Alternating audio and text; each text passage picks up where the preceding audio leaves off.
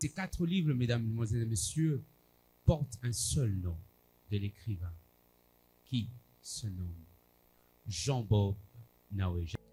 Jean-Bob Nawej n'est pas seulement un opérateur économique, moins encore un prédicateur de l'évangile. D'abord, il est natif de Colosie, fils de papa Daniel Capent et de maman Georgette Kabwe. Il est marié à maman Doris Umba. Ensemble avec elle, ils sont pères de 5 enfants. Il est détenteur d'un diplôme de bac 5 en économie industrielle de l'université de Lubumbashi. Il est diplômé, licencié en théologie appliquée et leadership. Il est détenteur d'un diplôme de brevet en théologie et missiologie en Afrique du Sud. Détenteur d'un brevet de formation en leadership. Il est dirigeant de plusieurs entreprises, entre autres AC, au travers ses formations en Abidjan, Dakar, Accra et en ligne.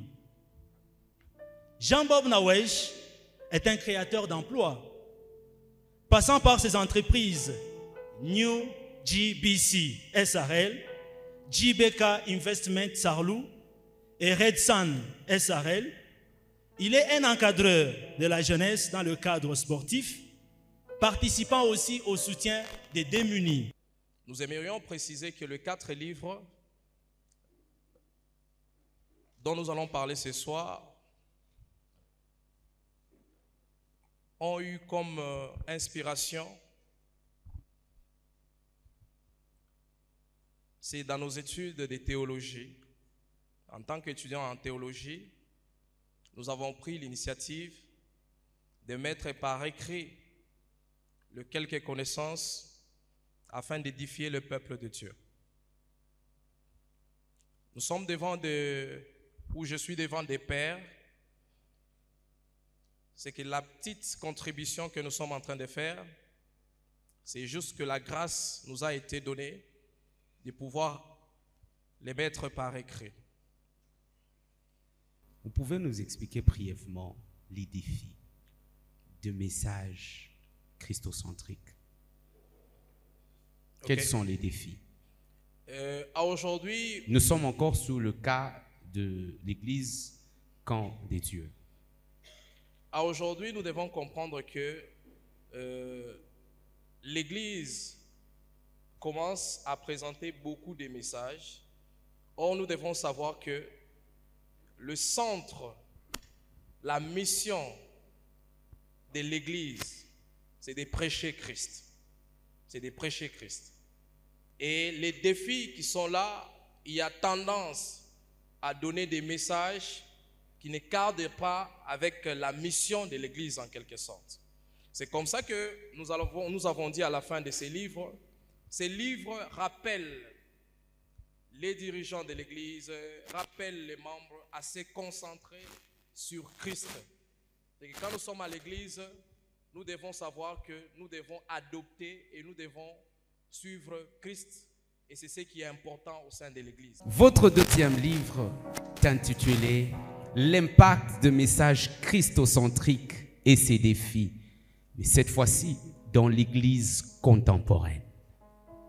Vous allez comprendre que c'est presque le même sujet que nous avons exploité dans le premier livre.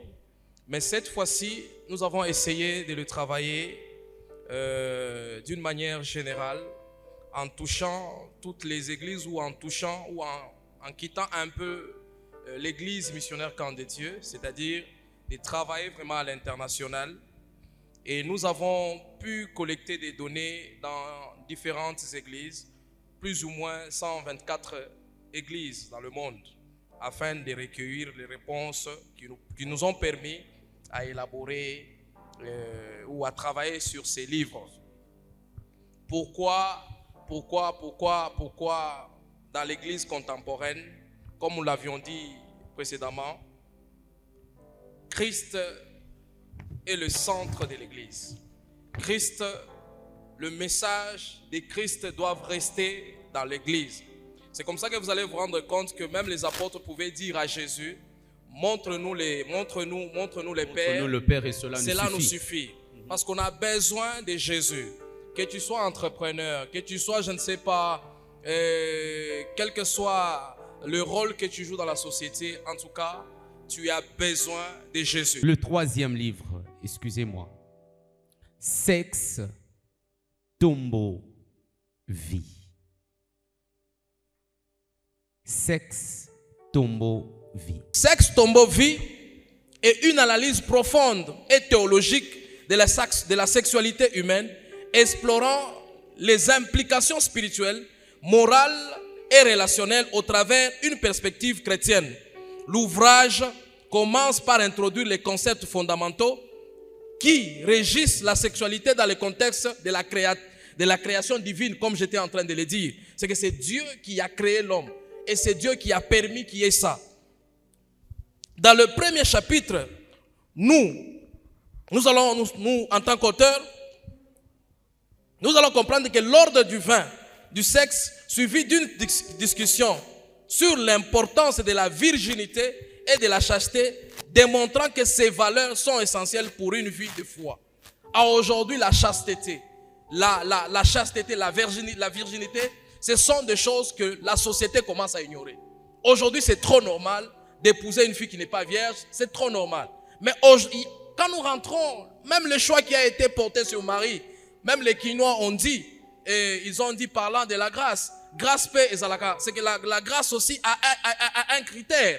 C'est qu'il y a eu un critère qui a fait que Marie soit choisie. La Bible déclare que Marie était vierge. Et c'est comme ça qu'il y a eu toutes ces choses qui se sont passées.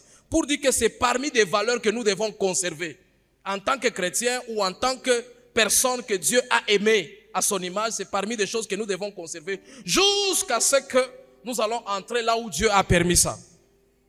La sexualité est ensuite examinée sous l'angle du mariage, soulignant le plan divin pour l'intimité et l'union entre époux, tout en mettant en lumière les dangers associés à des pratiques telles que la masturbation, considérée comme une porte d'entrée vers les influences démoniaques.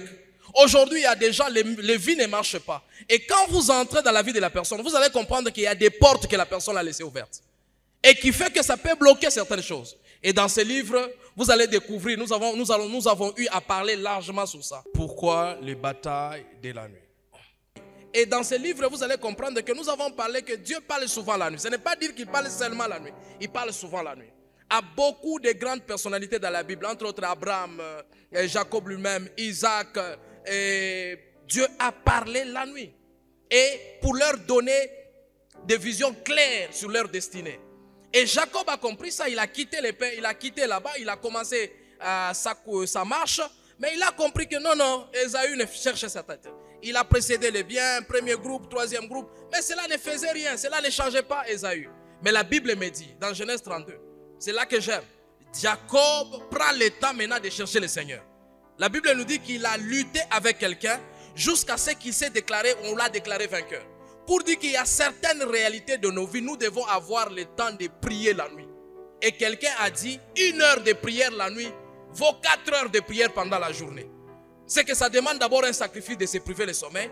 Mais si tu as l'habitude de prier la nuit, tu seras quelqu'un qui va commencer à vivre des victoires tout au long de la journée. Nous te disons merci Seigneur, Père parce que céleste, tu es merveilleux, grand, puissant et sois redoutable. glorifié, ô Dieu. Seigneur, nous baptisons ces 4 enfants qui viennent d'entrer, Seigneur, dans cette famille des ouvrages chrétiens. Et nous les bénissons dans le nom merveilleux de Jésus-Christ de Nazareth. Alléluia. Notre vœu et notre prière, c'est que tu les bénisses. Abondamment. Qu'ils soient une bénédiction pour nos frères et nos sœurs. Alléluia.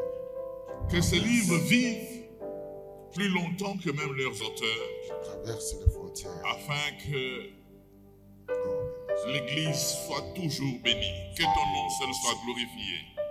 Dans le nom merveilleux de Jésus. Amen. Amen. Didina pesa na yote paudi na ngaya motu ya deyo. Yoka ngolanga na moja moyo ya moyo ni satamna.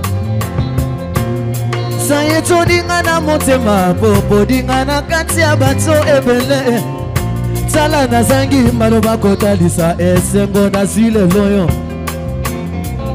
Yoko mona kambitema bato Mona esengo na motema na ngakolo Tika lo yembo na ngai Esima motema na ye Yeresu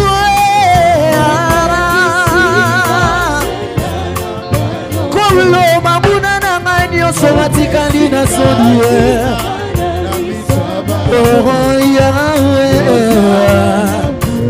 Yahweh Makawangwale kiliboma Yamwele kelinga moto operation Nani yamwele kiyo na bolilo